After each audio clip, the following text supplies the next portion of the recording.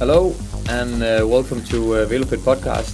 This is my second time doing a podcast in English, so already now, sorry for my English or Dinglish or what we call it, but I'm really happy to be back, and especially because now I have the chance to bring in a super geeky guy.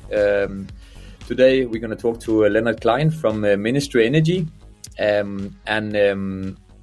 I've been really looking forward to this conversation because, I'm using the products in past racing, and they are about to launch a new product, which I've been testing for the last month and a half. So much more about that very, very soon. Lennart, first of all, welcome. I will give you the word in a second. I'll just introduce the agenda. Before Lennart is getting the word and introduce himself, today we're going to talk a bit about MNSTRY and the past racing relationship.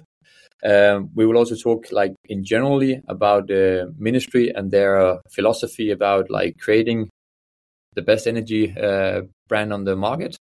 They do it a little bit differently from many else out there, which Lennart will explain in a second.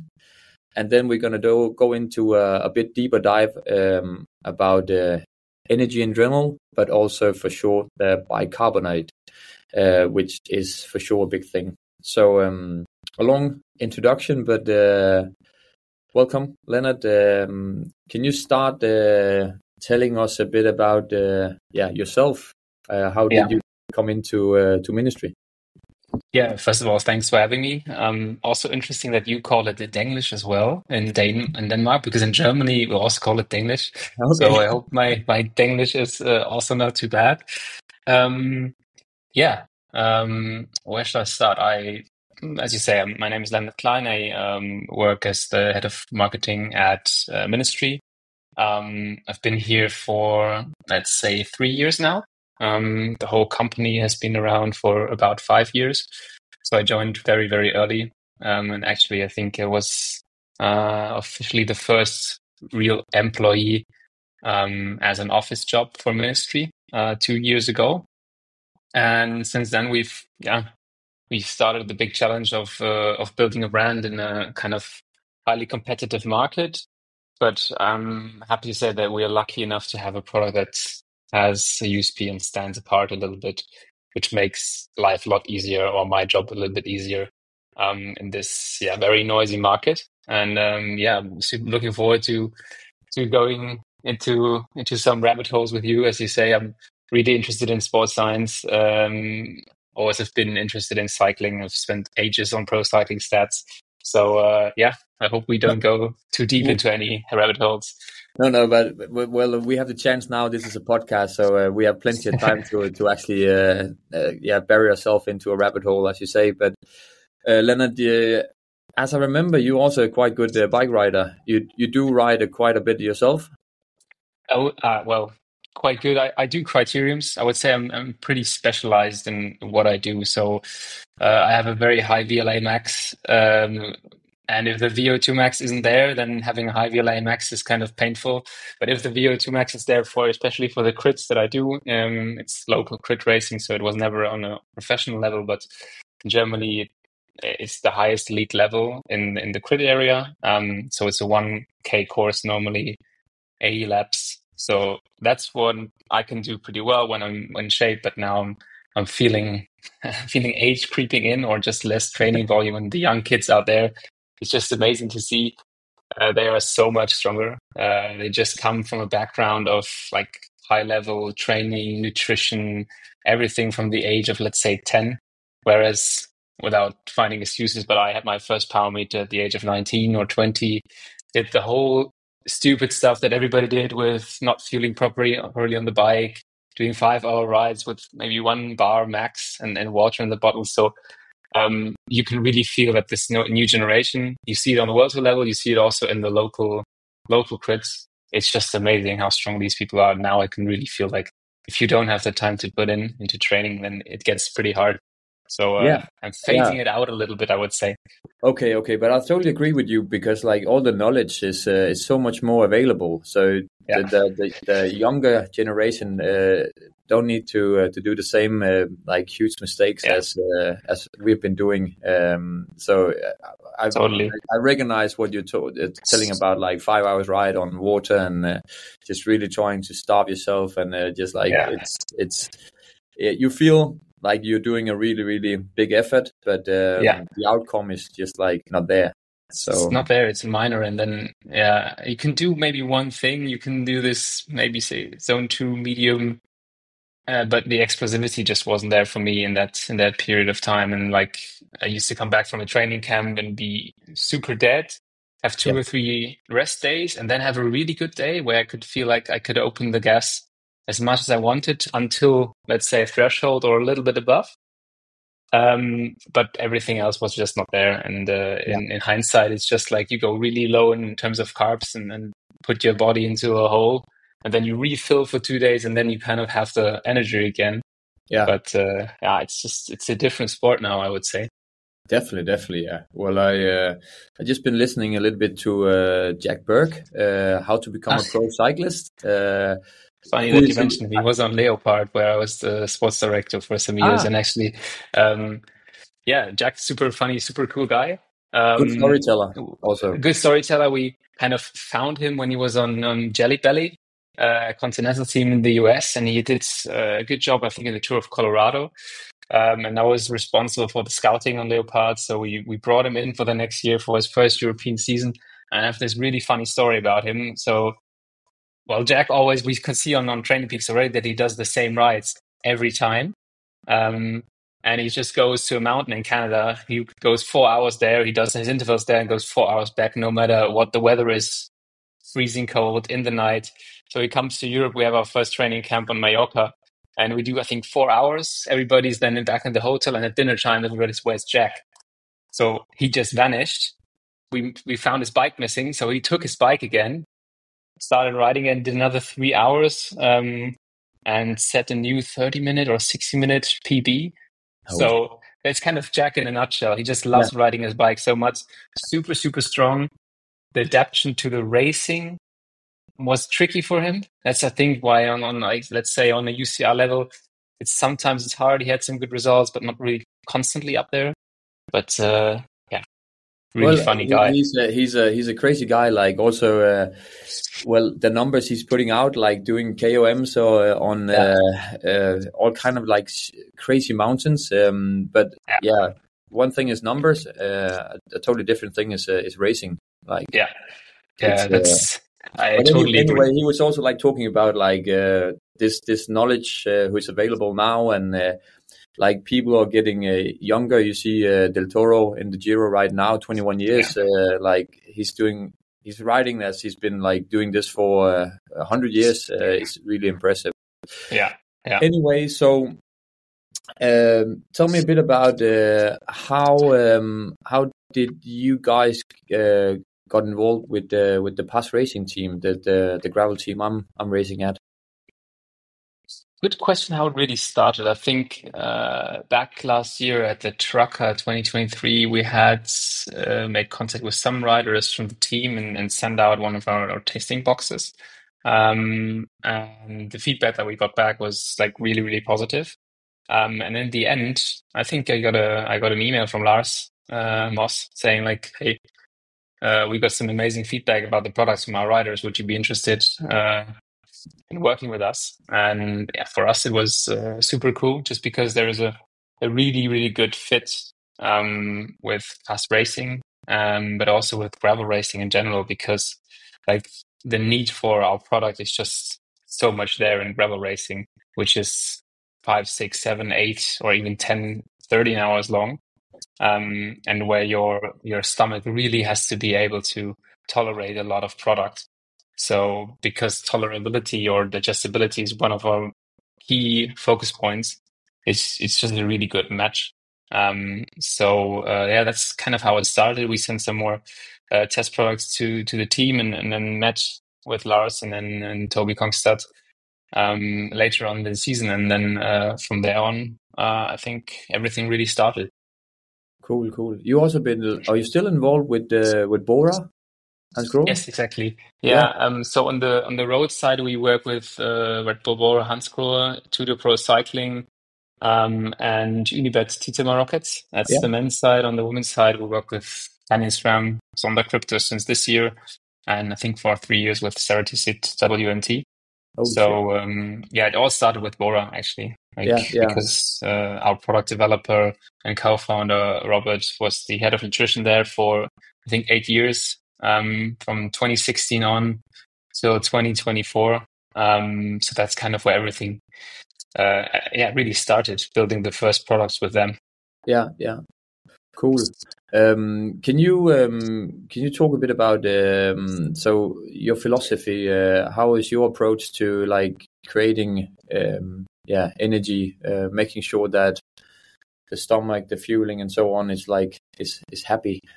Yeah. The main thing is we want to have healthy athletes for a long time. So we really pay attention to the microbiome. And really want to create products that are, first of all, science-backed, so state-of-the-art science in terms of sports nutrition. But we only use natural ingredients, so we stay away from artificial flavoring, artificial stabilizers, everything, because these things tend to be really the substances that upset the stomach and the digestive system, and especially in long term, it can really affect the microbiome, which is responsible for health and overall well-being. So we really believe in long term, like performance is long term for us. It's not only on the day, that's what we can take off with modern sports science, but also in the long term, that the athlete is healthy, motivated to train. So that's a big factor for us, and we found that there hasn't been a brand on the market that really pays attention to this factor. So Robert, the product developer, who was always looking for new products on Bora that days, he said, like, I think we might have to create something different. And he really wanted to create a product that he would be able to use the rest of his life with a really good feeling that he's not really sacrificing his health. That makes sense, totally. Also, I remember when we were having this talk like earlier this season in February in Girona and Santa Value, we were doing like a bigger presentation. You were also talking about how it's not affecting your teeth so much, because like having this sugar thing in your mouth for several hours, day after day, is not really healthy for your mouth as well. Exactly. That's something that you always have to pay attention to, is like the pH that the drink mixes have. So we try and keep them in a very neutral area. So everything that is below, I think 5.8 or 5.7, I would have to look it up, is kind of acidy. So this kind of, if you consume a lot, it harms your teeth. But if you keep it very close to, let's say, over 6 and going towards 7, that's when it's neutral in pH, and that's when it doesn't really affect your teeth. So we got the feedback, I think, after the first season with Bora, when we officially partnered with them. They were like, "Yeah, we noticed at the end of a Grand Tour, we had less dental problems." Because me personally, I've never ridden that much in that short period of time, but I guess if you have 21 days and you consume up to like 600 grams of carbs a day, then that's a lot, and then your dentist might be pretty unhappy with the result after the 3 weeks in France. So that was an interesting factor for me as well when I really first talked to the riders to hear that feedback. They actually noticed it. Yeah, but I also think that this is a thing about your immune system and your health in general, because like having a healthy mouth and teeth, infection there, it could be really critical and can keep people out there. Like we all suffer a little bit from pain in a tooth once in a while, and it's like you can't really ride your bike, and it's just like super annoying. Yeah. So it's kind of like we try to take out all these minimal factors that could keep you off your bike, like health-wise, teeth, like immune system, whatever. I think there is also some interesting studies of that the microbiome influences the overall motivation. So if you have a case of an athlete that is more motivated just by, let's say, 2%, you already have a benefit. So everything, back in the day, Sky called it marginal gains, but it could be kind of the marginal gains of the nutrition side, where you kind of add up a little bit here and there, and then you have a product that is overall, as we think, a little bit better than the rest of the market. Yeah, well, it makes totally sense. The stomach also, the nickname is also the second brain. So exactly, the stomach is happy. Well, again, if you have stomach pain or you need to go too often to the bathroom leading up to a training ride or a competition, well, you are. Well, motivation for sure, but just like being balanced is a really Andreas, it's a really key thing for sure. So, well, normally when you are taking all the I would say the greasy stuff, talking about like artificial flavor and so on, taking this out of the product, normally how long the product will last and so on, how it will taste and how it will act in different conditions and like heat and cold and so on. Can you say anything about that? Because so far I've been raising them or using your products since New Year, and I've been really happy about them, especially because normally if I can have a lot of like products during a tough ride or competition, having no stomach issues at all, and really feel that this is delivering energy. This is really a thing, and it makes a big difference out there. I'm pretty happy then. But I might consume like more gels, more drink mix than average. So my gels would not be in the drawer for too long. I will eat them, but. Are there anything you should be like worried about? No, I'm not worried about it. So there's definitely a challenge if you keep all these artificial things out. I mean, they make sense for the food industry, of course, to make things good for a longer time. But we have our drink mixes. You can use them for 2 years. The bars for 1 year and the gels for 1 year. So we managed to get them to a point where they are usable for a long enough period of time that they actually make sense as a product. But in general, as you say, there's of course you face some challenges building a product if you stay away from the artificial things. And it's in our case, it's a big benefit, I would say, taste-wise. So you say like, if you have a product, you design it differently if you're MNSTRY, because you start with, let's say, what kind of fruit powder goes into our drink mix, and this defines what the next steps are. So then you have to analyze the fruit powder and see, okay, how many electrolytes are in there, and then you just have to add a little bit. Whereas if you just come with artificial flavoring, you just mix in the exact amount of electrolytes and carb mix, like the ratio fructose to glucose, and then you add the flavoring and that's it. But we always have to see what the fruit powder does first, so to say, and then we add the right amount of what is needed to actually arrive at the same goal. So let's say 1 to 0.8 ratio or 2 to 1 ratio with 200 milligrams of sodium. But it's just, for us, it starts with a natural ingredient, and that also defines the product a little bit. Well, and it makes totally sense. What I really enjoy about your product is like it has a super good taste, but it's not like a strong taste. So you can actually, it's very mild.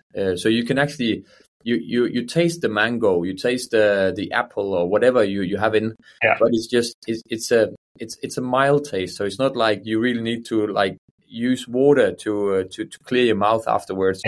Which also. It's really, really important because, like, if you are having a gel and you also need to clear your water with your mouth with water afterwards, in a race situation, it can be like kind of chaotic. You have either or sometimes, and then it's either the gel or the bottle. But having to do both can be complicated. Exactly.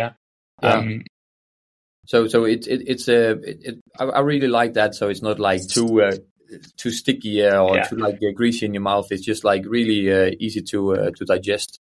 And that's interesting. Like when you first start with a product, it's sometimes like, oh, it tastes really different. And then I find like I've used the product now for 4 years, I would say. I can still eat the porridge bar, which is kind of the original recipe, and that's always a good sign to me. And then like because we also try and see what does the market, what are other brands working on. So if you test other products, I find personally that I taste the sweetener in a drink mix or the artificial stuff a lot more now that I've been used to having mild flavorings, and it's just easier in my opinion again to consume a lot of something that's not too intense, especially if it's really hot or it's really intense. Then your taste seems to be different from, let's say, if you're sitting on your desk. And especially in these situations, you need some things or products that are not too intense in the flavor, so you keep consuming. Because I think the worst thing that can happen, that's what also the pro teams always talk about, is food boredom in a Grand Tour. And they are really happy that we have a big range of products and flavors, so they can keep them happy. Plus, the product is just not so intense that you're kind of fed up with the mango gel after, I don't know, a certain amount of time. That's also, I mean, the porridge bar and the mango gel. The mango gel is a product that I always recommend to everyone who likes mango as a fruit, because it's just, I could eat it at a desk, which is a good sign. So it's a nice treat. Some of our pro triathletes actually, they do, they add a mango gel to vanilla ice cream as a treat in the summer. So that's also a little geeky tip. Yeah, well, it makes totally sense. And I think that the variety of you have like many different flavors, but like common for all of them is like they don't taste that strong. And I totally agree. If you are riding the tracker, for example, and after 5.5 hours you're completely smashed, and it's like 30 degrees, and your bottles are also 30 degrees warm, and if you have this, it's just really, really important that you are still finding attractive to actually have a sip of your bottle, because if it tastes like shit, you will just like, I'm not in a mood for that. Exactly. Yeah. That's also 1 hour later it's over. Many people are starting like with the drink mix and so on, and after like 3-4 hours, the only thing they can have is water, because they're just like fed up, and that's not a good thing. No, totally. And then also, I think what plays into that is always like education in terms of products. We try and do that as much as possible. I would really hope to do even more, just general education on topics like carb ratios, osmolarity. Osmolarity is a big thing for me, because I tend to hear like people do, I do 120 grams in one 500 milliliter bottles, but this won't work with any drink mix in the world, just because the amount of particles in the solution is just too high, and the body won't be able to absorb it. Only if you've been drinking a lot of water before the start. But even then, the solution that you put in your body just won't work in terms of absorption. So I think there's so many, how do you say? In German, we say Halbwissen, so half knowledge out there, where people confuse 120 grams per hour with 120 grams per bottle. And then you have all this kind of stuff happening. I think that's also where a lot of these problems come from, but also from like the ingredients sometimes in some products, because we tend to see that there's products that are kind of overloaded with adding some amino acids, adding beta-alanine. So you end up with a product that has kind of no clear function, but 5 different ingredients that could do something, but it's not a clear product for the athlete in that moment. So we really, and that's I'm really happy that a lot of people work at MNSTRY that have some kind of athletic background, even if it's just recreation, but they use the product a lot, because it helps creating a product where you say, we find there is a specific need or a challenge for an athlete, and we can solve it with one clear product. And there's no stuff built around it that's added to the packaging to make it more exciting. It's just a clear product for use for top athletes. So I'm glad you're actually bringing this up, because some of your products are marked with a heat, and also like an explanation of how many grams you actually supposed to put in a bottle per milliliter. And as you said, it's very common now that because we are hearing it everywhere that you need to consume 90 to 100, maybe up to 120 grams per hour. Yeah. But it makes the world if you also having the mixture right, like water and energy, because like just imagine you're like putting in 120 grams of pure powder in your mouth. You will not absorb half of it. It will just be like, So can you talk a bit about like what you do differently? Because like having 40 or 60 grams in a half a liter bottle is not very common. Like more, I know the Pro Tour is doing it, especially in warm condition and so on. But can you say a few words about that? Yeah, it's so yeah, as you say, the Pro Tour guys, they tend to go towards 40 grams per bottle, and I think that's the best scenario you can get. But for most of us out there, it's just not an option, because even if you have 2 feed zones in the tracker or one or whatever, you don't have access to that many bottles. Ideally, you always want to carry a lot of fluid. So, for example, Red Bull BORA-Hansgrohe, they do 40 grams per bottle most of the time, and then they just consume more bottles to hit the goal of 120 grams. One interesting thing is that we developed with them is our unit system. So all our products are 1 unit, and 1 unit is 40 grams, except the power carb, which is 2 units. So what they do actually on the bike, they just count units, and they say, okay, we have a unit goal of like 2 or 3 units or 2.5 units per hour, and they just have to hit that, whether it's with a bar, whether it's with a gel or a bottle. They more or less don't care. Of course, they always have to keep an eye on the fluid, but it makes things a little bit easier. And then, as you say, we distinguish between the 40-gram drink mix and an 80-gram drink mix. The 40-gram is the fast carb, the 80-gram is the power carb. And within these drink mixes, again, it sounds a little complicated, and to be honest, it is a little complicated, but you can choose between the carbohydrate ratios, because that's also something that we strongly believe in. There is not the one carbohydrate ratio for everyone. So for you, Thomas, 1 to 0.8, you have a rather high FTP, higher overall energy consumption on the bike. You need to go up to 120 grams. But for most people, actually, I believe that the 2-to-1 ratio is even better, because they only have to go up to 80 or 90 grams. And you can achieve this with the 2-to-1 ratio of glucose to fructose. And it's a bit easier on the stomach, because fructose needs water to be absorbed, and the higher that you go with the fructose, the more water you need. So for most of us, if you have a little bit less fructose in a 2-to-1 ratio, it's better. And we don't market our 1 to 0.8 range as the one range, because I think it's highly individual, especially I would say 90% out there don't have to go to 1 to 0.8 ratio. But we really created it for our professional athletes and everybody who's really strong. And there's more, as I said, there's more people who are this strong now because they have an FTP of, 350 or something. But yeah, we don't want to say there's this one ratio for everyone. So what you're saying, like if you are, if you're having a like quite high FTP, you are like train a lot and so on, you also have or eat a lot of like energy on your bike, so you have the gut training as well. You're very aware about like your fueling, also like hydration.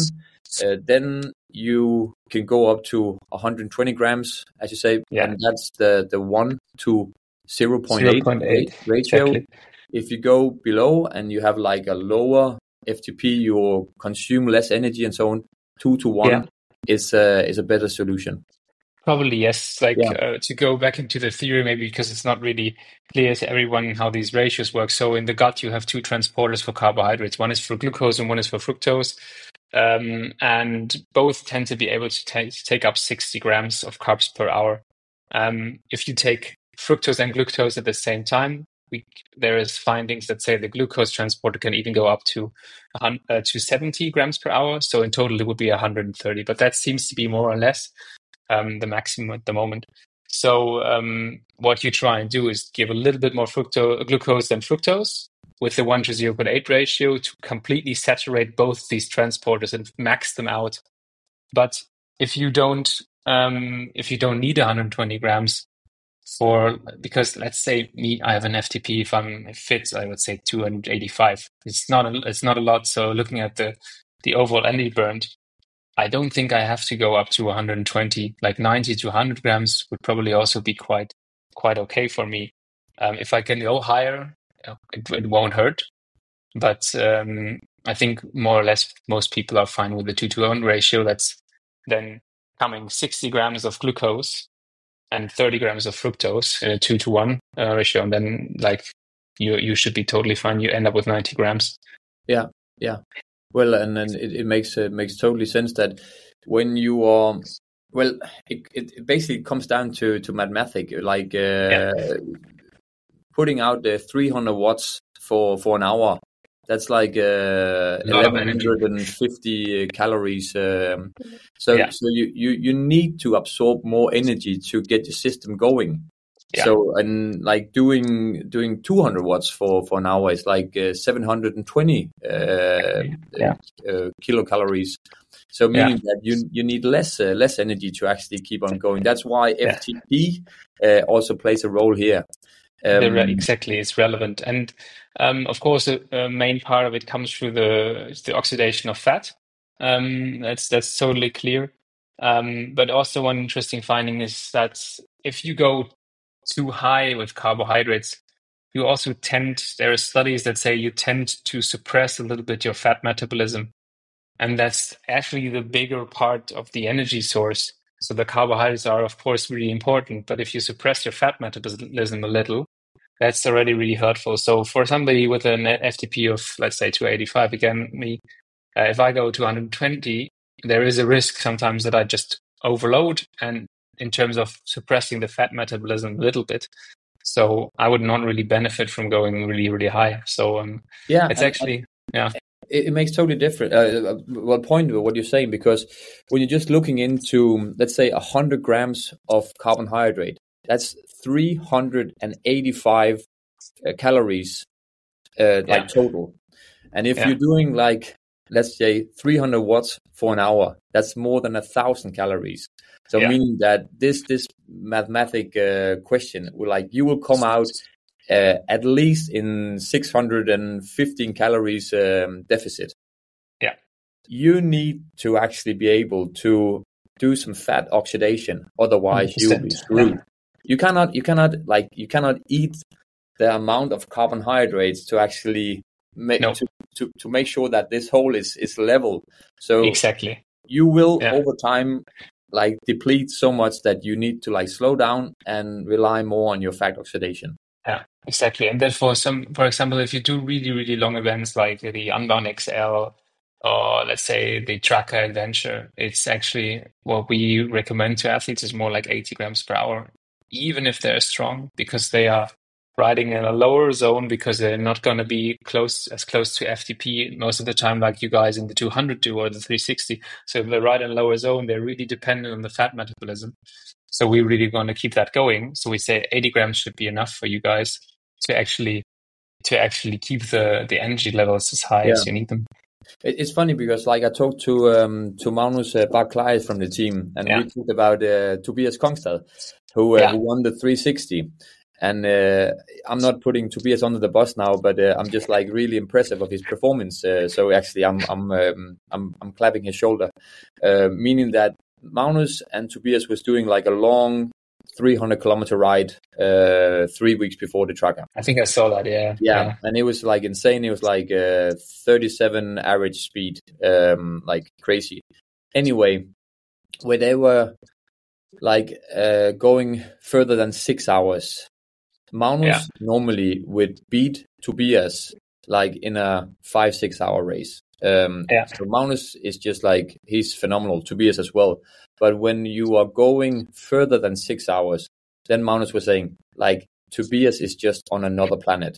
He's he's just keep on going. So he might not be the fastest motorbike on the harbor for the first 5 hours, but he won't stop. But after 8 hours, he's basically he's not losing speed. So he's doing more or less the same speed in hour 3 as he do in hour 6 as he do in hour 9.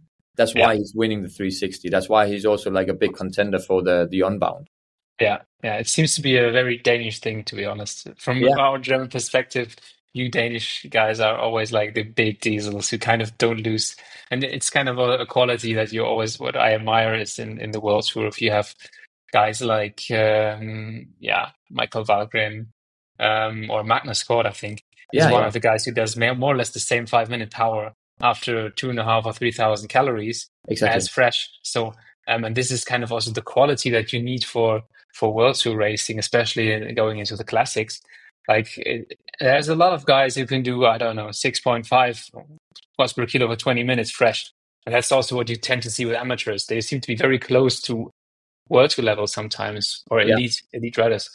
But the big difference is, can you do it after 3,000 calories or not? Can you do it 3 days in a row? So that's really, really impressive to have this fatigue resistance. But also a big thing is the fueling. Like, are you able to consume a lot? Are you able to really keep the recovery going also? How quickly can you refill your storage, and how smart do you fuel? So this is it all plays a role in this multifactorial. And I think Tobias is just one guy that nails this for especially these really long races. So I guess that's why he chooses the 360 over the 200, because the 200 again is a slightly different profile in terms of what you need to be doing. I agree. I have a question in my mind here now. The hydration and the absorption of energy is like really close related. I remember like back in the days when I was, I think I was actually using, I can't remember the name now, another energy brand, but they were like talking about like how much you should actually mix up in your bottles depending on the temperature. And also like how long you're going and so on, but they were like going into this. So can you say something about like temperature, hydration, and energy absorption? It's kind of the topic that we touched on briefly earlier, the osmolarity, the amount of salt particles in one solution. So I always say the carbohydrate can't pass the stomach into the intestine where it's then absorbed without the water. There must be the right amount of water.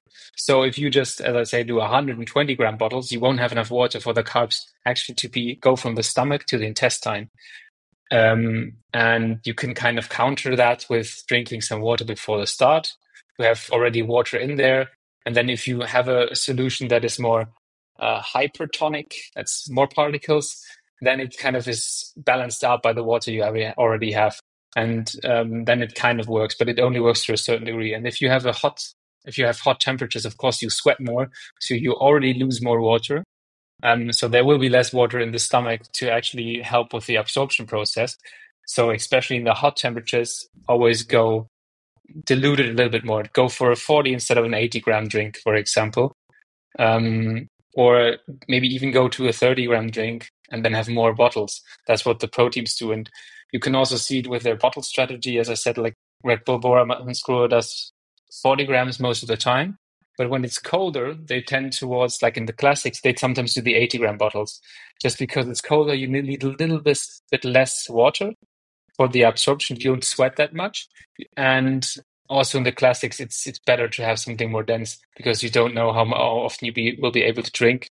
So if you can take 5 sips per hour, they better be a little bit more concentrated than not. But in the Grand Tour, let's say in the tour, if it's really hot, if you're on altitude, that's also a factor. Make sure to keep the hydration on a very high level, because otherwise it won't work. You just put the carbs in the stomach, they lay there, and they can't really pass the stomach towards the intestine. And everything that lays a long time in the stomach starts to create this problem because it's not how it's supposed to be. That's why you sometimes you can actually, even though you've been eating 120 grams for 4 or 5 hours, and you cross the finish line and you feel completely empty, but you realize that you haven't been drinking. We've been drinking like 3 big bottles over 5 hours or 4 hours, way too little. The rest is just gels, and gels are always hypertonic. So there's actually no gel on the market so far, I think. Maybe there's some gels, but they have less carbs. I think there is an isotonic gel, for example, but then it comes with 20 grams per gel. The Okay. gels are always more or less hypertonic. So that's exactly what you say. So you mean smashing the gels without the water, and you only have one part of the equation to actually reach the goal that you're looking for. So that's why when you're then drinking a liter or half a liter of water crossing the finish line, all of a sudden you feel completely energized again. Exactly. Like, what's going on? I feel like jumping Let's on do a second race. It's like I got great legs now.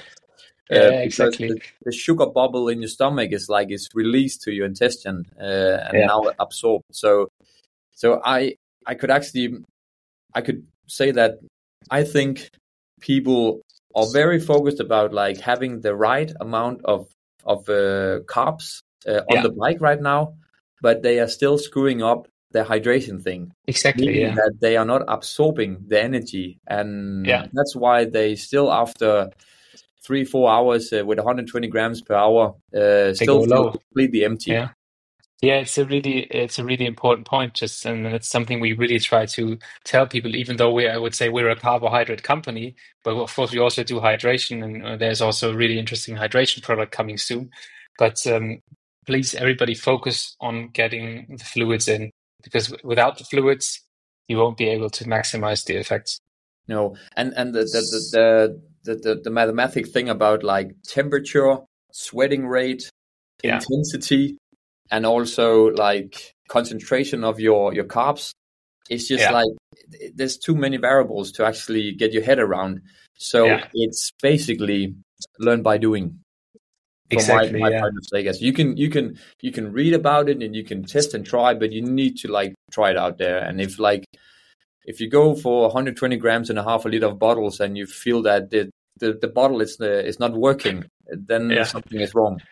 Yeah, 100%. And that's again the point with the education that I mentioned. I would really love to have more focus and more time to educate people, because the more they're educated, the easier they understand our products and how to also combine them. Because we always, as a company, have the balance between making it as easy as possible and easily understand as possible. But you can do so many special things with the products. Also combining, let's say, one product like the slow carb with other drink mixes.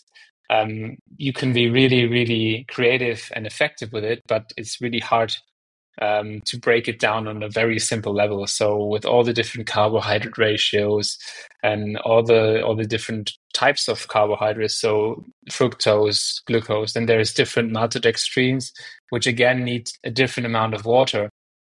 You can really go into a rabbit hole, and for us, it's a big balance of keeping it simple, but at the same time, telling people to read and educate themselves about this whole topic, because then you can do special things. Yeah, because first time I was looking into your products, I was like, fucking hell, a jungle, honestly. And you really, but then you realize there's actually a product more or less for every kind of like riding, meaning that, okay, I'm doing an endurance ride today, meaning that there's less intensity. So the slow carb actually works better here. Yeah. So I'm doing heat training. Maybe I need more salt, and you have a heat training or a heat product, and then you have the fast carb, the high carb. There's a lot of different variation, which actually suits very well into what you're aiming for.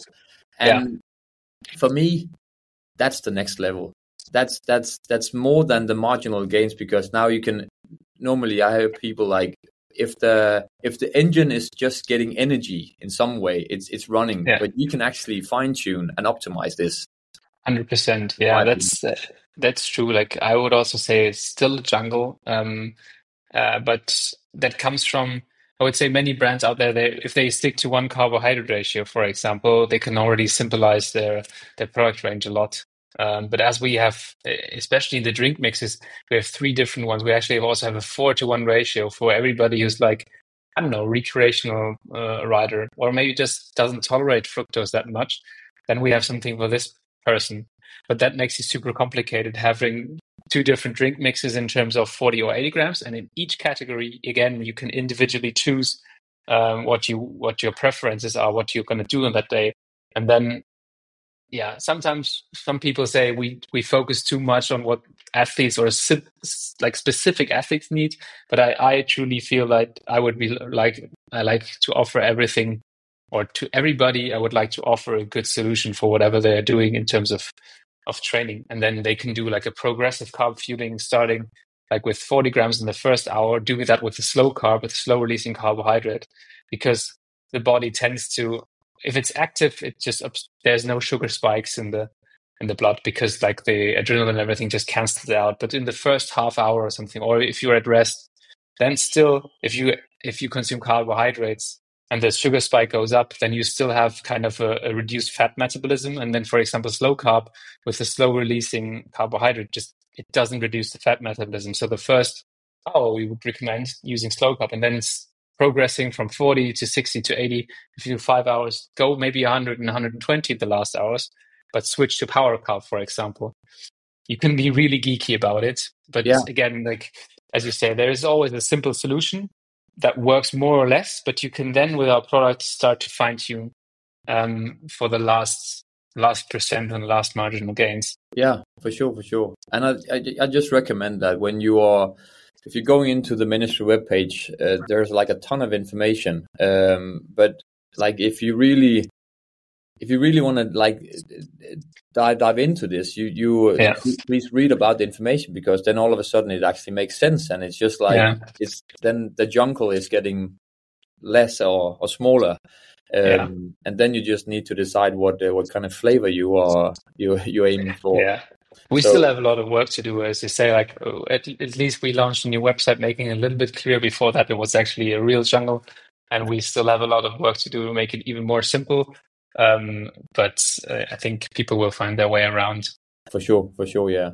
So we're not going to talk about like your recovery products, because you also have a really phenomenal like recovery products, which like works absolutely great. I think, again, very natural, very stomach friendly and so on, easy to digest and so on. But the thing I want to, and then we also have like caffeine. So can we just like touch shortly about caffeine, because you have like different gels with different amount of caffeine in. What is the idea about that? Also kind of different in terms of the release. So we have a 75 milligram, 100 milligram, and now 150 milligram caffeine gel. And so the one in the middle of the 100 milligram is matcha. And which kind of tends to have a slower release compared to matcha. Is it classic kind of tea, or exactly? Yeah, it's a tea, and then you see it. I think in a lot of trend products there's matcha latte.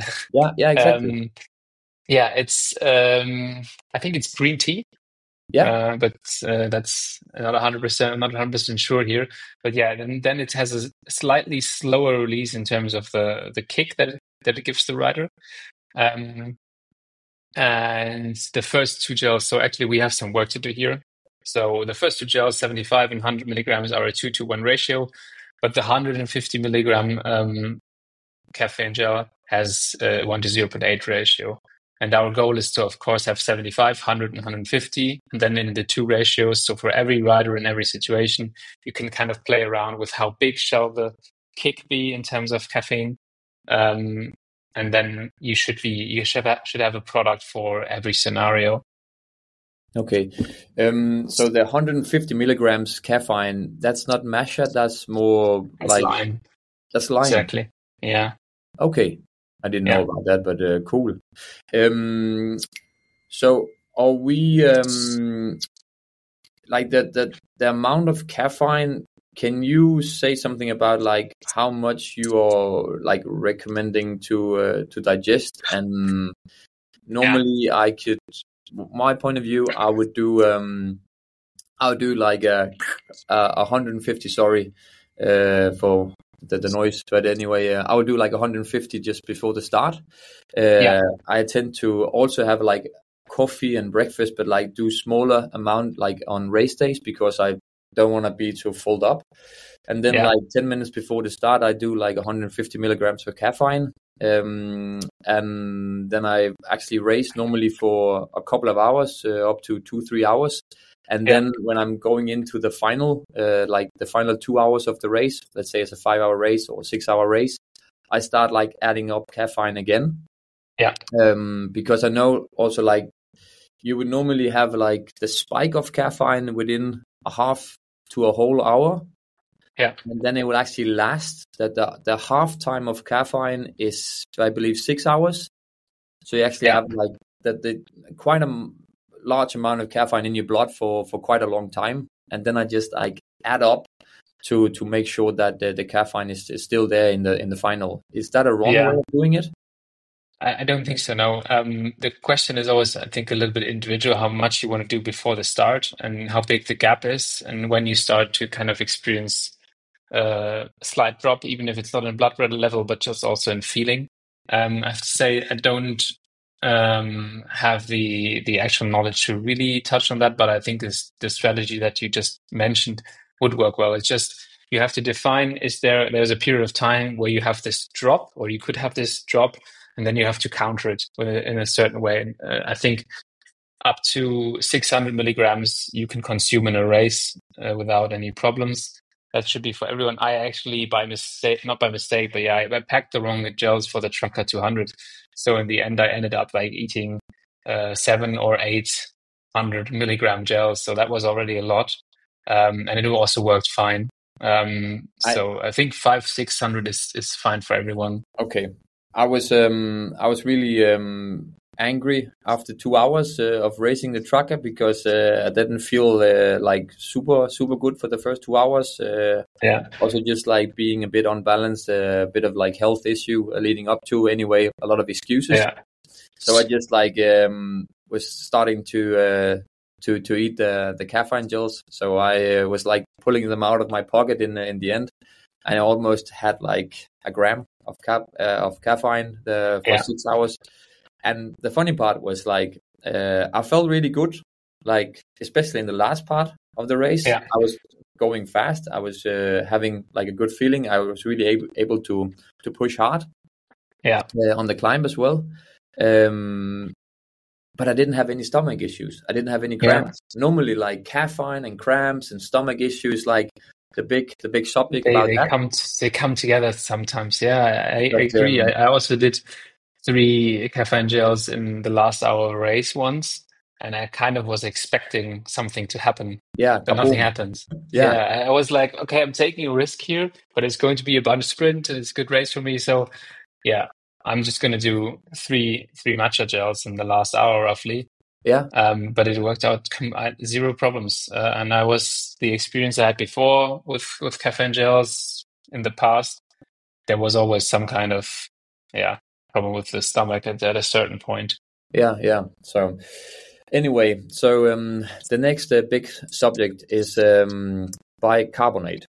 And bicarbonate is for sure a big thing. And before you can talk about it, I will just like I've been using bicarbonate for a couple of years.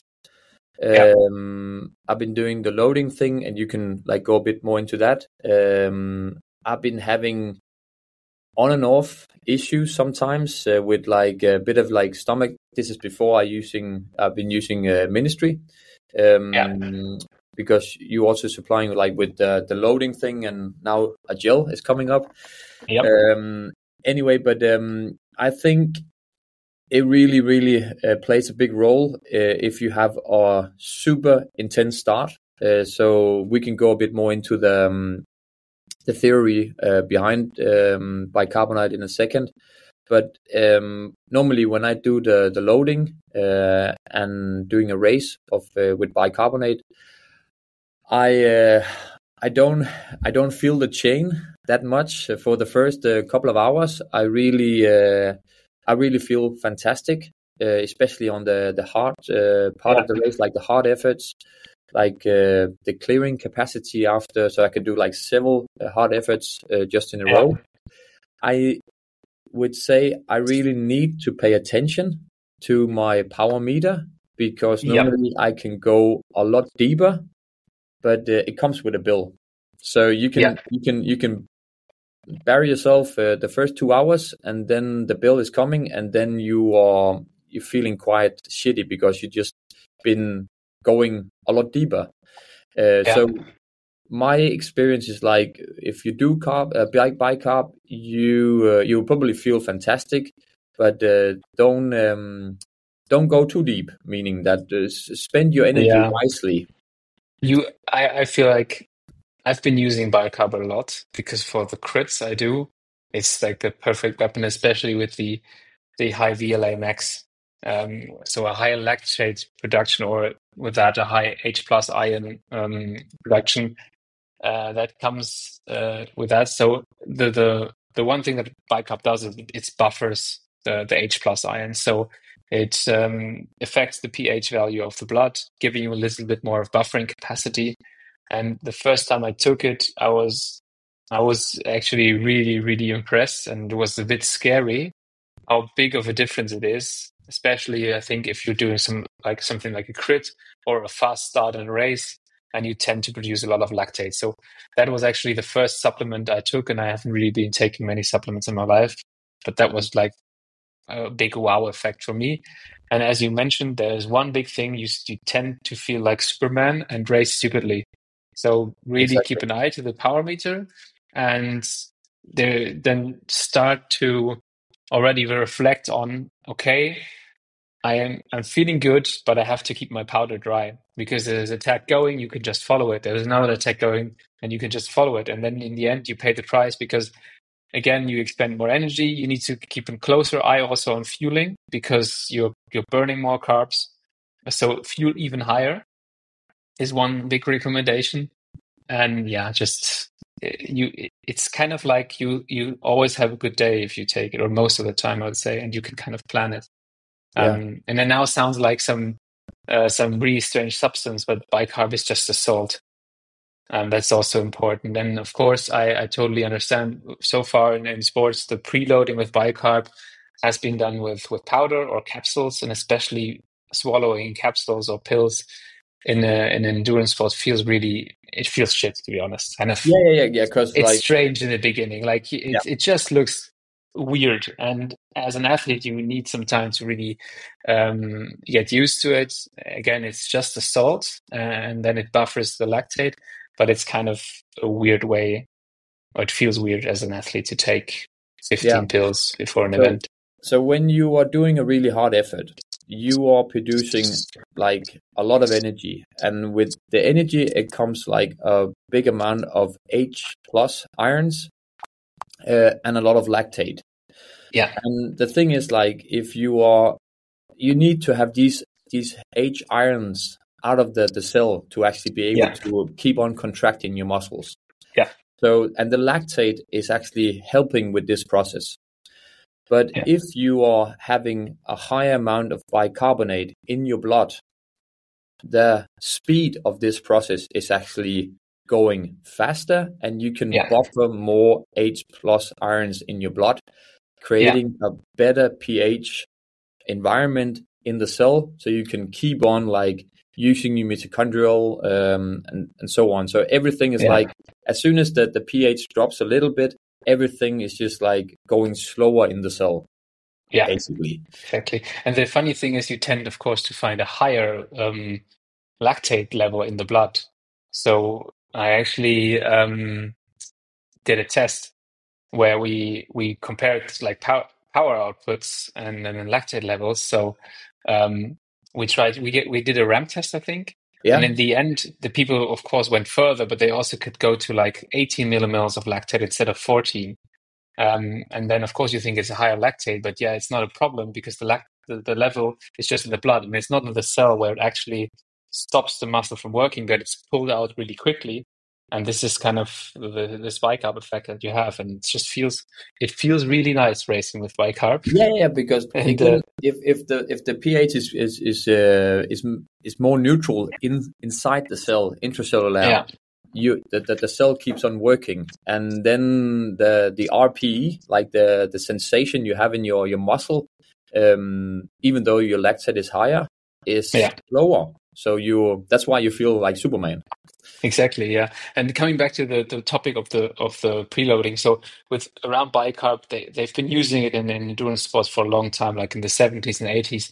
They started with the powder, and the big problem with bicarb is if the bicarb powder or the salt just reacts with your stomach acid, then you get problems. Then you get gastrointestinal problems. Exactly. And then there's new developments. So our capsules, for example, they are coated, so they pass the stomach and they only open in the intestine where they can be absorbed without any problems. There's also other brands, and I think we have to credit Morton for this because they kind of made. I think they have this pudding, and it's just a different way of consuming a bicarb product if it's a pudding instead of a pill. Just from the feeling the athlete has. The one downside it is, to be honest, really expensive, the pudding, compared to the pill. But it brought the whole topic back into the mind of athletes. And I think in the last 2 or 3 years, bicarb has become a really big topic in endurance sports. Whereas even though they had been testing around with it in the 70s, it was kind of not being done in the past for a long time. So there, of course, the industry itself has kind of pushed the whole topic forwards. And now with the product that we are launching, I think we can make it even easier or easily accessible and have like a product that solves a big puzzle for many athletes. Yeah, and I totally agree. Like the loading phase is kind of scary because like if you are, so you need to actually consume between 0.3 and 0.4 grams per kilo body weight. 0.2 and 0.3. 0.3 is kind of the upper level. Yeah, I haven't really tried more, but that's kind of a safe area. Yeah. So again, like for 70 kilo riders, that's like 20 grams of bicarbonate. So 1 pill is 1 gram, and then it's already 20 pills. Yeah. So if you're like standing there before the start, an hour before the start, you start with 20 pills in your hand, and you need to eat that. It looks weird. It looks like criminal. Exactly. Yeah, that's the feeling you get. I mean, there is nothing criminal with it, but you have this feeling like pills in sports is something that doesn't really work well together, especially with the past that we have in cycling from the 90s and early 2000s. That's if. So normally I divided the amount up in 2 doses. So I do like 60% an hour, 15 before, and then I do like a dose more 45 minutes before. Then I would have like a small, like a feeling of that, and then it's basically over. You can actually stretch it even more. And so if you want to minimize these, it's a little bit of a burping. Yeah, exactly. I feel it's a funny burp, to be honest, because you can feel it's a really like CO2. Yeah, exactly. So if you want to minimize that, actually, I tend to do it 3 hours and 1 hour. But then again, the 60-40 split. Yeah. And then the burping is actually really, really minimal. And I don't experience any side effects from it. Make sure to eat something while consuming them, and then also fill up a lot of water. I think that also helps with the absorption process. Exactly. No empty stomach. That's my advice. Yeah. And then you go race. So there is also a lot of sodium like combined with the bicarbonate. So you sometimes people are complaining a bit about like they are getting really thirsty out there. You need to actually have a higher intake of water during a bicarb race. Yeah, I would recommend that. And also just keep an eye on what the conditions are. If it's really, really hot, maybe go more towards 0.2 grams per kilogram body weight. That could be an option, or just drink a lot because, it is salt. You get thirsty, and then that's again individual. Some people draw some weight. So the next day, you are a little bit heavier. That means for, let's say, our professional teams who do the Tour de France, I wouldn't recommend for a GC rider to do a high amount of bicarb the day before a high mountain stage. So that would be counterproductive. But that's just, again, details that once you have the knowledge, you can play around with. Yeah, But because just drink a lot with the bicarb. I also think like normally you will like use a lot of salt out there also if it's warm. So I also think it could be a kind of benefit to actually the hydration thing. You might feel more thirsty but you still have like quite a lot of water in your body. What you can also play around with, so with most of our products, we always have a high sodium and a low sodium version. So just if you take bicarb, just take a look at the rest of the gels you're, for example, taking, and pick the low sodium version, just that the overall sodium amount in a day is on a good level. That's also something that you could do. Yeah, but normally, like if you're doing a 5 or 6 hours like tracker race, for example, I would say sodium, in my point of view, is not a case. You are using a lot of sodium and salt in generally out there, but it's mean like the thing if you feel thirsty, and as in tracker, it was really dry, it was sunny, it was dusty as hell, so you were just like you needed more water just like to be like balanced or feeling so but anyway, so the afterwards, like as you said, I also experienced like the day after you could be like a kilo or a 2 heavier from water retention. So my point of view is like, or my experience about it, if the race haven't been hard enough, so I really have been like burning off the bicarb and using the salt and so on, I feel more heavy the day after, which for me could be like a bit of like edge to, because I could be suffer from a migraine or a bit of headache. But so when we were doing the Santaval stage 2, I did bicarbonate, and I was like that the stage was only 3.5 hours. So I put on some clothing afterwards, and I went for 90 minutes, 2 hours, like a easy spin with just like sweating the stuff out. Yeah, it's a thing in cycling. I don't know how much is actually working, but I felt like sweating afterwards was creating like the feeling I was looking for, and the day after I was again feeling fine. Yeah, I think I personally, for example, don't draw too much water from bicarb, but I have teammates, for example, who have the same effect. Like there's a kilo more or 1.5 kilos of water that is just retained by the body. So the thing with bicarb, we just talked about that it plays a big role for the very hard starts, and when you're going like you do the burst, also in gravel races, even though that it's a more easy start, you will have some really like searches where you go really deep, and the clearing capacity and like how deep you can actually go, well, bicarb will normally help you, but then the effect tends to actually fade out a little bit. Also because you're becoming a little bit more tired if you've been going deep, but the bicarb is also like getting a little bit out of your system. So it has like normally it's in the system for about 3 to 4 hours, and again I think it's also individual, but that's roughly what science says, what the level of bicarbs stay up in the body. So this is always the case. You have an intensive start, like in the Tracker 200, for example, you have 3 climbs.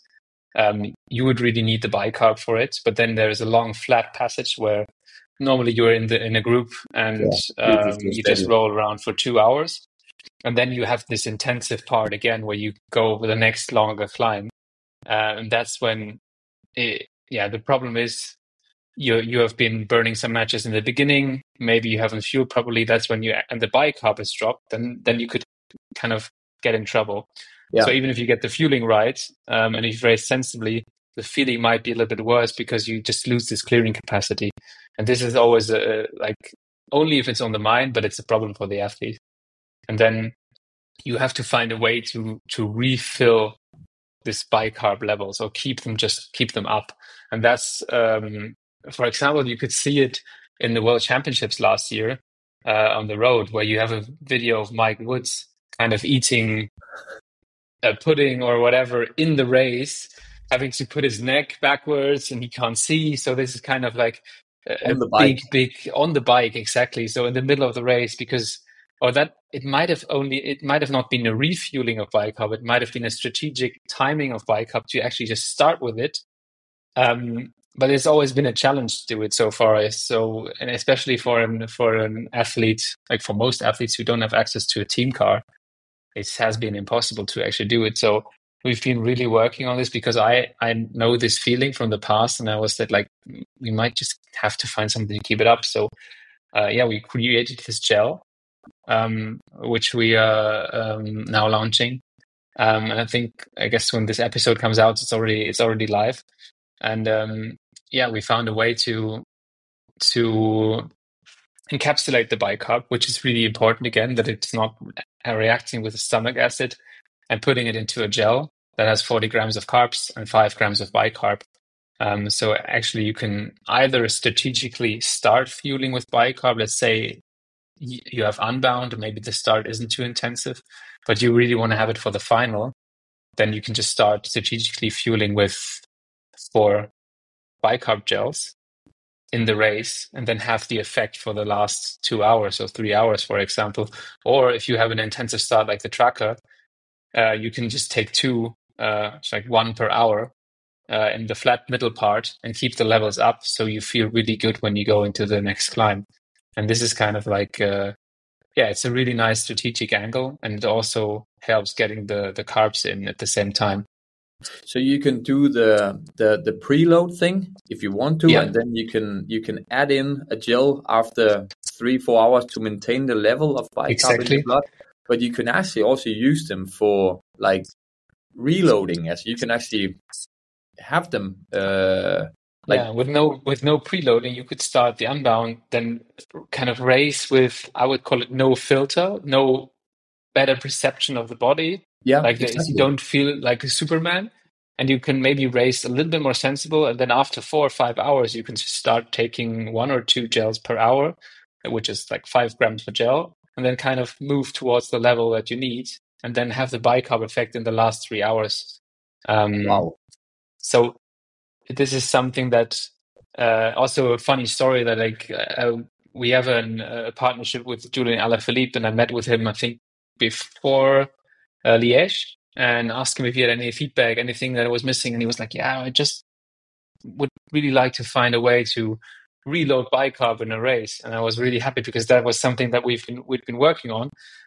So it's been a case that riders have been searching for this for a long time, and we feel that we've got this missing puzzle piece in terms of bicarb to prevent this drop in levels. And what the good thing about it is, like, it's 5 grams. It's actually it's a quite big dose. It's not like 0.5. Because like 0.5 is nothing. I have seen other products out there who's like also claiming that they have bicarb in it, and what they basically does is just makes you more thirsty, in my opinion. Yeah, exactly. And then the question is also, you tend to see it in drink mixes so far, but the question for me is in the drink mix, how is it encapsulated? And I don't think these products have an encapsulation system. So again, Morten did a great job creating a pudding where they encapsulated it.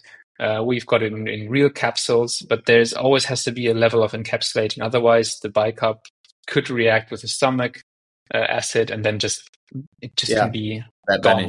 There's no effect. So this is, I can't 100% say that every drink mix, every buffer drink on the market doesn't have it, but to my knowledge, there isn't one. So that was the only way of kind of refueling bicarb in a race. Or you can just start taking a lot of pills in a race, which looks pretty shit on TV. And also, I don't think that is something that you would like to do on a bike, start eating pills. It's also logistically a nightmare. So, I agree totally. So, Lennart, when is this gel released? 1st of June, it's going to be released. Cool. We've sent it out to some people to test. You've been testing it a little, and I was really happy to test it myself and actually experience that it works. That was really important because it was a working theory for a long time, and I tried it the first time in the Santabal, I also tried it as a preloading strategy at home for a Swift race. And yeah, of course, there's a couple of factors that are important. First of all, the product doesn't give you any stomach issues. That was really important. And then the second one, it does actually really deliver the bicarb to the body. So the effect was there. The right, and that was yeah, exactly. And that was the two big tasks that we had to fulfill to make this product possible. And I mean, it tastes a little bit salty. I guess there is a bit better tasting product or gels in our product range, but it does the job. And sometimes I think also after all this sweet stuff, a salty gel might be kind of nice. And yeah, I think that's absolutely no problem. I haven't been like, yeah, I agree, a little bit more salty, but like no big thing. And the good thing is like, you don't need to have the bicarb and have your energy. You get 40 grams of 2 energy. in 1. Yeah, exactly. So it's like it saves times out there, and like having a hand away from the handlebar is always a key thing you want to minimize.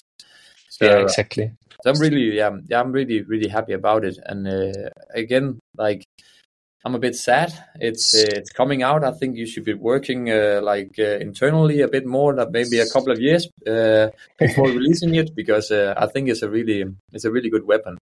Yeah, for sure. And well, are we pretty much around, Lennart? Or do you have anything more you would add? No, I think we could have taken left and a right into many topics, but I think it was good that we stayed. Having this direction towards bicarb. Yeah. So we were also having the chance to talk about that. But I think it's really a key point here also for. I hope the listeners will pay attention to is especially the hydration part. Like, there are, if you nail the amount of energy you want to like get in, make sure that the energy is also working. And the water and the hydration is the key there. Yeah. And especially like we are going into summertime and people are doing the llama mud and stuff like that. It's just like super important. And the thing, like trying to actually get like slow down with the concentration of your drink mix, meaning that like take it easy there. So creating a bottle with 200 grams might be like fine in your head that you are carrying 200 grams of carbs with you, but you want to make sure that it's coming arrives in the body and it's absorbed. Yeah. Exactly. Now that's really good.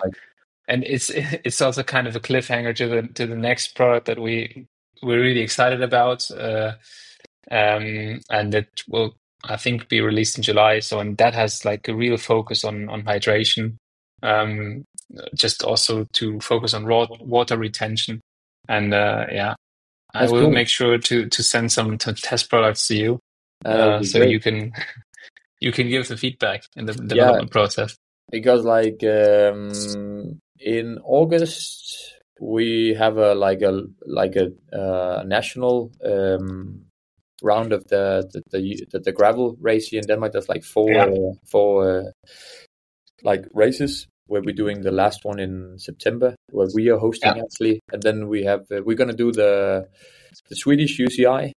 And also aiming for doing the Monferrato, the UCI in Italy, which last year was like 35 degrees.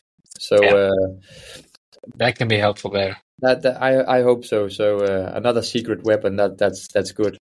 But just finally, we are working quite closely with you guys right now to actually bring in MNSTRY to VeloFit. Having like a big variety of products here as well. And until you can find the products on the MNSTRY webpage.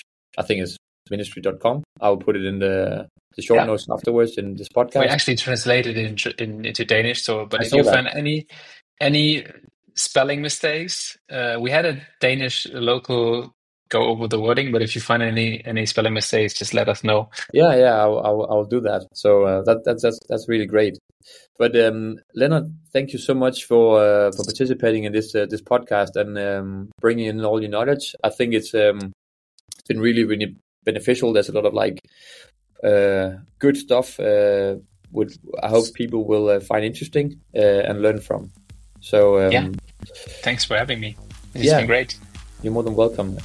And I hope to see you out there. And good luck with the crit racing if you're doing more of this. Thank you. Okay. Talk to you soon, Thomas. Thanks for the invitation. Thank you. Ciao for now. Ciao.